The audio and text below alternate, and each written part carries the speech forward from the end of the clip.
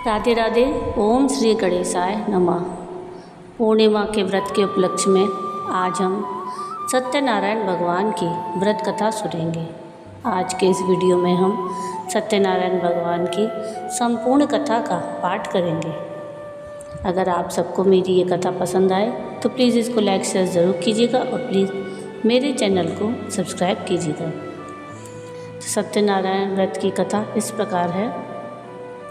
एक समय नैमिषारण्य तीर्थ में शौनक आदि सभी ऋषियों और मुनियों ने पुराण शास्त्र के वेत्ता श्री सूत जी महाराज से पूछा, महामुनि, किस व्रत अथवा तपस्या से मनोवांछित फल प्राप्त होता है, उसे हम सब सुनना चाहते हैं। श्री सूत जी बोले, इसी प्रकार देवर्षि नारद जी के द्वारा पूछे जाने पर भगवान श्री कमलापति जी ने उनसे जैसा कहा था उसे कह रहा हूँ, आप लोग सावधान होकर सुने। एक समय योगी नारद जी लोगों के कल्याण की कामना से विविध लोकों में भ्रमण करते हुए पृथ्वी लोक में आए और यहाँ उन्होंने अपने कर्मफल अनुसार नाना योनियों में उत्पन्न सभी प्राणियों को अनेक प्रकार के क्लेश दुख भोगते हुए देखा और किस उपाय से इनके दुखों का सुनिश्चित रूप से नाश हो सकता है, ऐसा मन में विचार करके वे विष्णु लोक को गए। वहाँ 4 भुजाओं वाले शंख, चक्र, गदा, पद्म और वनमाला से विभूषित शुक्ल वर्ण भगवान श्री नारायण जी का दर्शन कर उन देवादिदेव की भी स्तुति करने लगे। नारद जी बोले, हे वाणी और मन से परे स्वरूप वाले, अनंत शक्ति संपन्न, आदि मध्य और अंत से रहित, निर्गुण और सकल कल्याण में गुणों से संपन्न, भक्तों की पीड़ा नष्ट करने वाले परमात्मन, आपको नमस्कार है। स्तुति सुनने के अनंतर भगवान श्री विष्णु जी ने नारद जी से कहा, महाभाग, आप किस प्रयोजन से यहाँ आए हैं, आपके मन में क्या है? नारद जी बोले, भगवान, पृथ्वी लोक में अपने पाप कर्मों के द्वारा विभिन्न योनियों में उत्पन्न सभी लोग बहुत प्रकार के क्लेशों से दुखी हो रहे हैं। हे नाथ, किस लघु उपाय से उनके कष्टों का निवारण हो सकेगा? यदि आपकी मेरे ऊपर कृपा हो तो वह सब मैं सुनना चाहता हूँ, कृपया उसे बताएं। श्री भगवान ने कहा, हे वत्स, संसार के ऊपर अनुग्रह करने की इच्छा से आपने बहुत अच्छी बात पूछी है। जिस व्रत के करने से प्राणी मोह से मुक्त हो जाता है उसे आपको बताता हूँ, सुने। हे वत्स, स्वर्ग और पृथ्वी लोक में दुर्लभ भगवान सत्यनारायण का एक महान व्रत है। आपके स्नेह के कारण इस समय मैं उसे कह रहा हूँ। अच्छी प्रकार विधि विधान से भगवान सत्यनारायण जी का व्रत करके मनुष्य शीघ्र ही सुख प्राप्त कर परलोक में मोक्ष प्राप्त कर सकता है। भगवान की ऐसी वाणी सुनकर नारद जी ने कहा, प्रभु, इस व्रत को करने का क्या फल है? इसका विधान क्या है? इस व्रत को किसने किया और इसे कब करना चाहिए, यह सब विस्तार पूर्वक बतलाइए। भगवान ने कहा, यह श्री सत्यनारायण जी का व्रत दुख, शोक आदि का शमन करने वाला, धन धान्य की वृद्धि करने वाला, सौभाग्य और संतान देने वाला तथा सर्वत्र विजय प्रदान करने वाला है। जिस किसी भी दिन भक्ति और श्रद्धा से समन्वित होकर मनुष्य ब्राह्मणों और बंधु बांधवों के साथ धर्म में तत्पर होकर सायंकाल में भगवान श्री सत्यनारायण जी की पूजा करे, नैवेद्य के रूप में उत्तम कोटि के भोजनीय पदार्थ को सवाया मात्रा में भक्तिपूर्वक अर्पित करना चाहिए। केले के फल, घी, दूध, गेहूं का चूर्ण, अथवा गेहूं के चूर्ण के अभाव में साठी का चूर्ण, शक्कर या गुड़, यह सब योग्य सामग्री सवाया मात्रा में एकत्र कर निवेदित करनी चाहिए। बंधु बांधवों के साथ श्री सत्यनारायण भगवान की कथा सुनकर ब्राह्मणों को भोजन कराना चाहिए। भक्तिपूर्वक प्रसाद ग्रहण करके नृत्य, गीत आदि का आयोजन करें। तदंतर भगवान सत्यनारायण का स्मरण करते हुए अपने घर को जाएं। ऐसा करने से मनुष्यों की अभिलाषा अवश्य पूर्ण होती है। विशेष रूप से कलयुग में पृथ्वी लोक में यह सबसे छोटा एवं सरल उपाय है। इति श्री स्कंद पुराणे रेवाखंडे सत्यनारायण व्रत कथा प्रथम अध्याय। श्री हरे नमः। बोलिए सत्यनारायण भगवान की जय। तो अब सुनते हैं सत्यनारायण व्रत कथा का द्वितीय अध्याय। सूत जी ने कहा, हे ऋषियों, जिन्होंने पहले समय में इस व्रत को किया है उनका इतिहास कहता हूँ, आप सब ध्यान से सुने। सुंदर काशीपुरी नगरी में एक अत्यंत निर्धन ब्राह्मण रहता था। वह ब्राह्मण भूख और प्यास से बेचैन होकर पृथ्वी पर घूमता रहता था। ब्राह्मणों से प्रेम करने वाले श्री विष्णु भगवान ने ब्राह्मण को देखकर एक दिन बूढ़े ब्राह्मण का रूप धारण कर ब्राह्मण के पास जाकर आदर के साथ पूछा, हे विप्रदेव, तुम नित्य ही दुखी होकर पृथ्वी पर क्यों घूमते हो? तब उस ब्राह्मण ने कहा, मैं भिक्षा के लिए पृथ्वी पर फिरता हूँ। हे भगवान, यदि आप इससे छुटकारा पाने का कोई उपाय जानते हो तो कृपा कर मुझे बताएं। वृद्ध ब्राह्मण का रूप धारण किए श्री विष्णु जी ने कहा, हे ब्राह्मण, श्री सत्यनारायण भगवान मनोवांछित फल देने वाले हैं, इसलिए तुम उनका पूजन करो। इससे मनुष्य सब दुखों से मुक्त हो जाता है।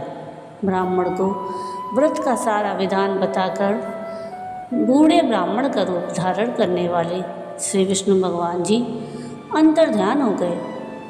जिस व्रत को वृद्ध ब्राह्मण ने बताया है, मैं उसको अवश्य करूँगा, यह निश्चय कर वह ब्राह्मण घर चला गया।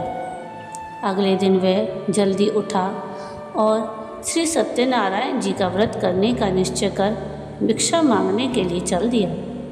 उस दिन उसको भिक्षा में बहुत धन मिला, जिससे उसने पूजा का सामान खरीदा और घर आकर अपने बंधु बांधवों के साथ श्री सत्यनारायण जी का व्रत किया। इसके करने से वह ब्राह्मण सब दुखों से छूटकर अनेक प्रकार की सुख संपत्तियों से युक्त हुआ। तभी से वह विप्र हर मास व्रत करने लगा।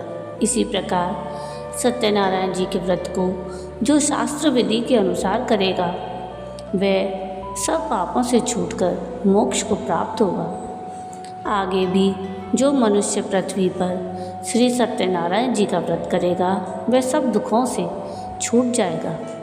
इस तरह नारद जी से सत्यनारायण भगवान का कहा हुआ व्रत मैंने आपसे कहा। तब ऋषियों ने कहा कि हे मुनीश्वर, संसार में इस विप्र से सुनकर किस किस ने इस व्रत को किया, वह सब हम सुनना चाहते हैं। श्री सूत जी ने कहा, हे मुनियों, जिस जिस प्राणी ने इस व्रत को किया है उन सबकी कथा सुनो। एक समय वह ब्राह्मण धन और ऐश्वर्य के अनुसार बंधु बांधवों के साथ व्रत पूजन कर रहा था। तभी उसी समय एक लकड़हारा आया। उसने लकड़ियाँ बाहर रख दी और विप्र के घर में चला गया। प्यास से व्याकुल लकड़हारे ने विप्र को व्रत करते देखा। वह प्यास को भूल गया। उसने उस विप्र को नमस्कार किया और पूछा कि हे विप्र, आप यह किसका पूजन कर रहे हैं? इस व्रत से क्या फल मिलता है? कृपा करके मुझे बताएं। ब्राह्मण ने कहा, सब मनोकामनाओं को पूरा करने वाला यह श्री सत्यनारायण जी का व्रत है। इनकी ही कृपा से मेरे यहाँ धन धान्य आदि की वृद्धि हुई है।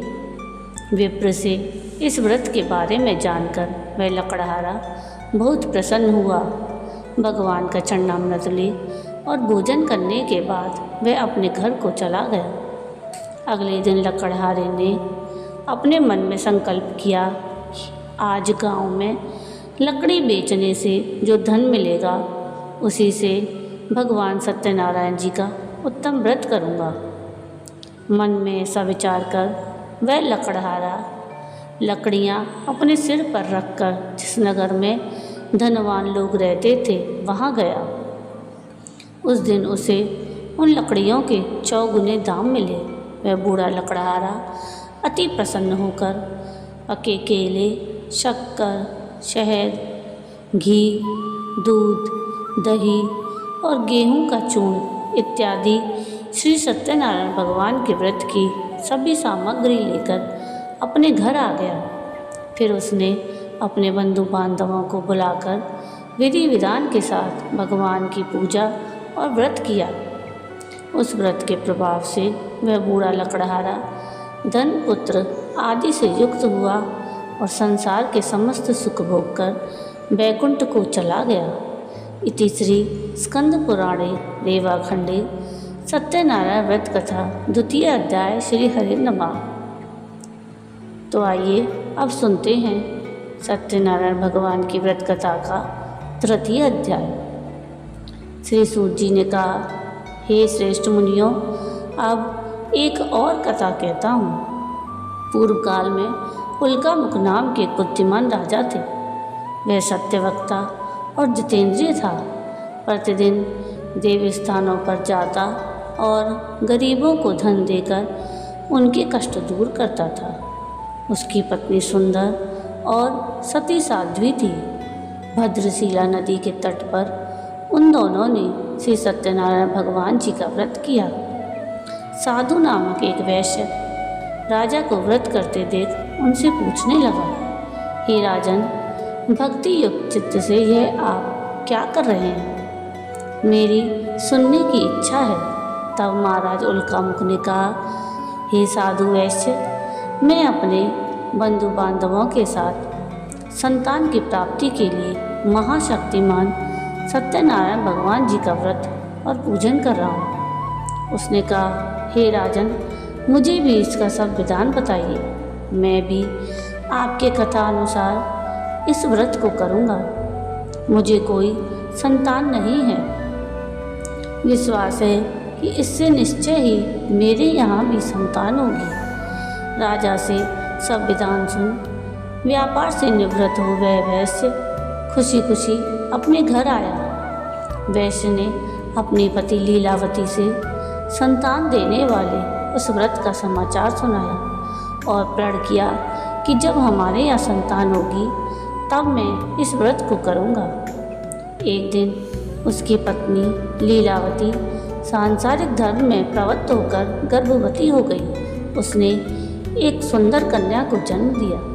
कन्या का नाम कलावती रखा गया। इसके बाद लीलावती ने अपने पति को स्मरण दिलाया कि आपने जो भगवान का व्रत करने का संकल्प किया था, अब आप उसे पूरा कीजिए। साधु वैश्य ने कहा, हे प्रिय, मैं कन्या के विवाह पर इस व्रत को करूँगा। इस प्रकार अपनी पत्नी को आश्वासन दे वह व्यापार करने चला गया। काफ़ी दिनों पश्चात वह लौटा तो उसने नगर में सखियों के साथ अपनी पुत्री को खेलते देखा। वैश्य ने तत्काल कलावती के लिए कोई सुयोग्य वर की तलाश की। कंचन नगर के एक सुयोग्य बड़े पुत्र से अपने बंधु बांधवों सहित प्रसन्नचित्त होकर अपनी पुत्री का विवाह उसके साथ कर दिया। वह वैश्य विवाह के समय भी सत्यनारायण भगवान का व्रत करना भूल गया। इस पर श्री सत्यनारायण भगवान की लीला हुई। अपने कार्य में कुशल साधु नामक वैश्य अपने जमाता सहित नाव को लेकर व्यापार करने के लिए समुद्र के समीप स्थित रत्नसारपुर नगर में गया। दोनों ससुर जमाई राजा चंद्रकेतु के नगर में व्यापार करने लगे। एक दिन भगवान सत्यनारायण जी की माया से प्रेरित एक चोर राजा का धन चुराकर भागा जा रहा था। राजा के दूतों को अपने पीछे आते देखकर चोर ने घबराकर राजा के धन को उनकी नाव में रख कर भाग गया जहाँ ससुर जमाई थे। जब राजा के धन को उनकी नाव में रखा देखा तो पकड़कर राजा के समीप जाकर बोले, हम ये दो चोर पकड़कर लाए हैं, आप आज्ञा दें। राजा ने उन दोनों को कारागार में डालने की आज्ञा दे दी। इस प्रकार राजा की आज्ञा से उनको कठिन कारावास में डाल दिया गया और उनका धन भी ले लिया। सत्यनारायण भगवान की लीला के अनुसार साधु वैश्य की पत्नी लीलावती और पुत्री कलावती भी घर पर बहुत दुखी हुई। उनके घर में रखा धन चोर ले गए। एक दिन शारीरिक और मानसिक पीड़ा तथा भूख प्यास से अति दुखित हो भोजन की चिंता में कलावती एक ब्राह्मण के घर गई। उसने श्री सत्यनारायण भगवान का व्रत होते देखा। उसने कथा सुनी और प्रसाद ग्रहण कर रात को घर आई तो माता ने कलावती से पूछा, हे पुत्री, तू अब तक कहाँ थी और तेरे मन में क्या है? कलावती बोली, हे माता, मैंने श्री सत्यनारायण भगवान का व्रत होते देखा है। तब कलावती के वचन सुनकर लीलावती ने सत्यनारायण भगवान के पूजन की तैयारी की। उसने परिवार और बंधुओं सहित श्री सत्यनारायण भगवान का पूजन और व्रत किया और वर मांगा कि मेरे पति और दामाद शीघ्र ही घर लौट आएं। साथ ही प्रार्थना की कि हम सबका अपराध क्षमा करें। श्री सत्यनारायण भगवान जी इस व्रत से संतुष्ट हो गए। उन्होंने राजा चंद्रकेतु को स्वप्न में दर्शन देकर कहा, हे राजन, जिन दोनों वैश्यों को तुमने बंदी बना रखा है वे निर्दोष हैं, उन्हें प्रातः ही छोड़ देना। राजा के वचन सुनकर भगवान अंतर ध्यान हो गए। प्रातःकाल राजा चंद्रकेतु ने सभा में सबको अपना स्वप्न सुनाया और सैनिकों को आज्ञा दी कि दोनों बड़े पुत्रों को कैद से मुक्त कर सभा में लाया जाए। दोनों ने आते ही राजा को प्रणाम किया। राजा ने उनसे कहा, हे महानुभावों, तुम्हें भावीवश ऐसा कठिन दुख प्राप्त हुआ है। अब तुम्हें कोई भय नहीं है, तुम मुक्त हो। ऐसा कहकर राजा ने उनको नए नए वस्त्र आभूषण दिए और उनका जितना धन लिया था उससे दुगना धन लौटाकर आदर से विदा किया। दोनों वैश्य अपने घर को चल दिए। इति श्री स्कंद पुराणे रेवाखंडे सत्यनारायण व्रत कथा तृतीय अध्याय। श्री हरे नमः। बोले सत्यनारायण भगवान की जय। तो अब हम सत्यनारायण व्रत कथा का चतुर्थ अध्याय सुनेंगे। श्री सूत जी ने कहा, वैश्य और उसके जमाई ने मंगलाचार करके यात्रा आरंभ की और अपने नगर की ओर चल पड़े। उनके थोड़ी दूर आगे बढ़ने पर दंडी वेशधारी श्री भगवान जी ने उनसे पूछा, हे वैश्य, तेरी नाव में क्या है? अभिमानी बड़े हंसता हुआ बोला, हे दंडी, आप क्यों पूछते हैं? क्या धन लेने की इच्छा है? मेरी नाव में तो सिर्फ लता पता भरे हैं। वैश्य के ऐसे वचन सुनकर दंडी रूप में भगवान जी ने कहा, तथास्तु, तुम्हारा वचन सत्य हो। ऐसा कहकर वे वहाँ से कुछ दूर जाकर समुद्र के किनारे बैठ गए। दंडी महाराज के जाने के पश्चात वैश्य ने नित्य क्रिया से निवृत्त होने के बाद नाव को ऊंची उठी देखकर अचंभा किया और नाव में बेल पत्ते आदि देखकर मूर्छित हो जमीन पर गिर पड़ा। होश आने पर अत्यंत शोक प्रकट करने लगा। तब उसके जामाता ने कहा, आप शोक ना करें, यह दंडी महाराज का श्राप है, अतः उनकी शरण में ही चलना चाहिए, तभी हमारी मनोकामना पूरी होगी। जामाता के वचन सुनकर दोनों दंडी महाराज के पास गए और भक्ति भाव से प्रणाम करके बोले, हमने तो आपसे असत्य वचन कहे, उसके लिए क्षमा करें। ऐसा कहकर वह वैश्य रोने लगा।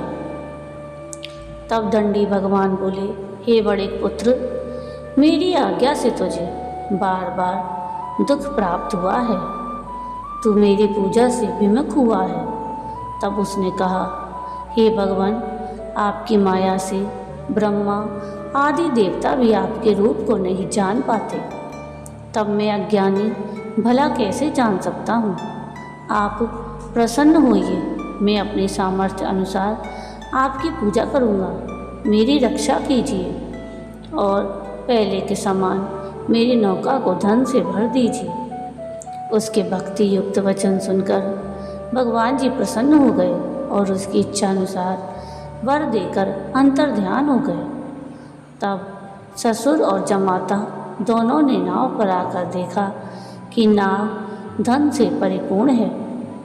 फिर वे भगवान सत्यनारायण जी का पूजन कर जमाता सहित अपने नगर को चला। जब वह अपने नगर के निकट पहुंचा, तब उसने एक दूत को अपने घर भेजा।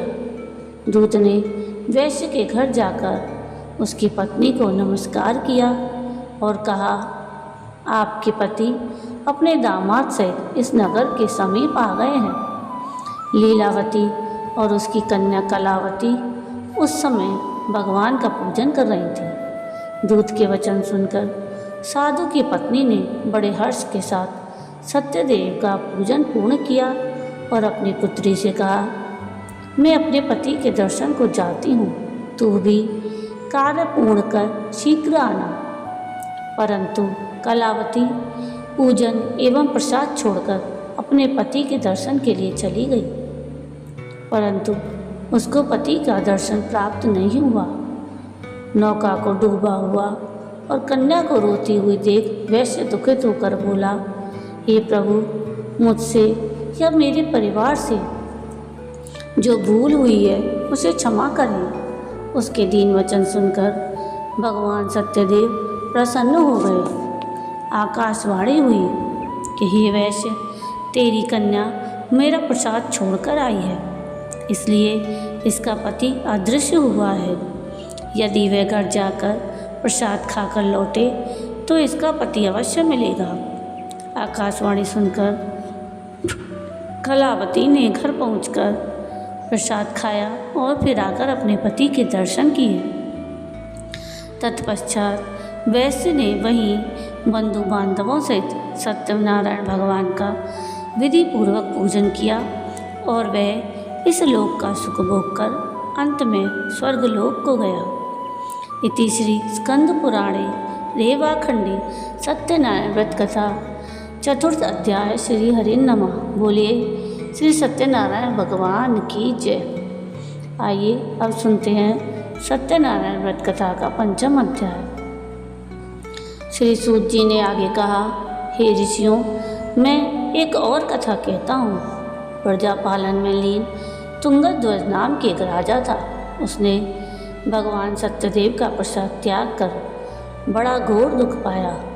एक समय राजा वन में वन्य पशुओं को मारकर बड़ के वृक्ष के नीचे आया। वहाँ उसने ग्वालों को भक्ति भाव से बंधु बांधवों सहित श्री सत्यनारायण भगवान का व्रत पूजन करते देखा, परंतु राजा देखकर भी अभिमानवश ना तो वहाँ पर गया और ना ही सत्यदेव भगवान को नमस्कार किया।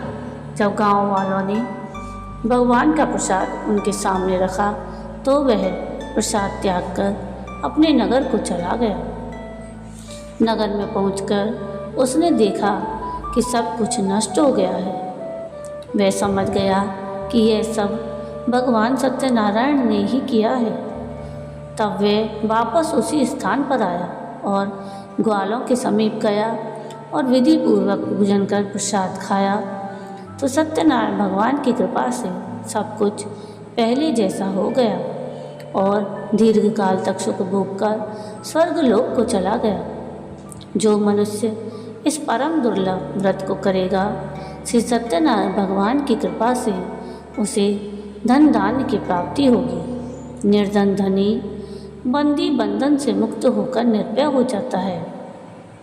संतानहीन को संतान प्राप्त होती है और सब मनोरथ पूर्ण होकर अंत में वह वैकुंठ धाम को जाता है। जिन्होंने पहले इस व्रत को किया, अब उनके दूसरे जन्म की कथा भी सुनिए।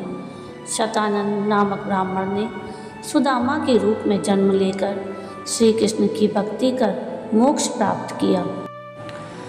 उल्कान्मुख नाम के महाराज राजा दशरथ बने और श्री रंगनाथ का पूजन कर वैकुंठ को प्राप्त हुए। साधु नाम के वैश्य ने धर्मात्मा और सत्य प्रतिज्ञ राजा मूरध्वज बनकर अपने पुत्र को आरे से चीरकर मोक्ष को प्राप्त किया। महाराज तुंगध्वज स्वयंभू मनु हुए। उन्होंने बहुत से लोगों को भगवान की भक्ति में लीन कर मोक्ष प्राप्त किया। लकड़हारा भील अगले जन्म में घोर नामक निषाद राजा हुआ, जिसने भगवान श्री राम के चरणों की सेवा कर मोक्ष को प्राप्त किया। तीसरी स्कंद पुराणे रेवा खंडे सत्यनारायण व्रत कथाएँ पंचम अध्याय संपूर्ण। बोली श्री सत्यनारायण भगवान की जय। तो ये थी सत्यनारायण भगवान की संपूर्ण व्रत कथा। आपको ये कथा कैसी लगी मुझे कमेंट करके ज़रूर बताइएगा, और अगर आपको ये कथा पसंद आई हो तो प्लीज़ इसको लाइक शेयर ज़रूर कीजिएगा, और प्लीज़ मेरे चैनल को सब्सक्राइब कीजिएगा, और कमेंट में राधे राधे ज़रूर लिखिएगा। नीचे लिंक में आप सत्यनारायण भगवान की आरती का वीडियो भी देख सकते हैं। वीडियो पूरा देखने के लिए थैंक यू। राधे राधे।